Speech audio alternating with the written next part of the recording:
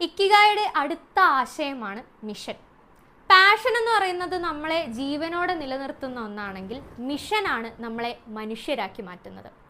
അതായത് നമ്മൾ ചെയ്യുന്ന ഒരു പ്രവൃത്തി മറ്റുള്ളവർക്ക് എന്ത് ഉപകാരമാണ് നൽകുന്നത് എന്നതാണ് മിഷൻ കൊണ്ട് ഉദ്ദേശിക്കുന്നത്.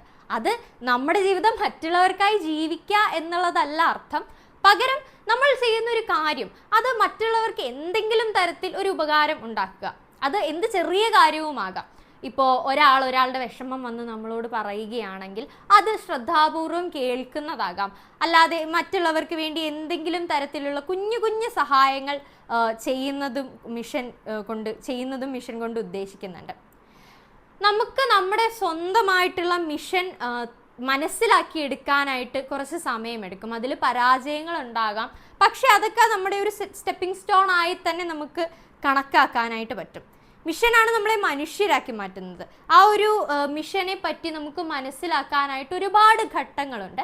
ആ ഘട്ടങ്ങളൊക്കെ നമുക്ക് അടുത്ത എപ്പിസോഡിൽ ചർച്ച ചെയ്യാം.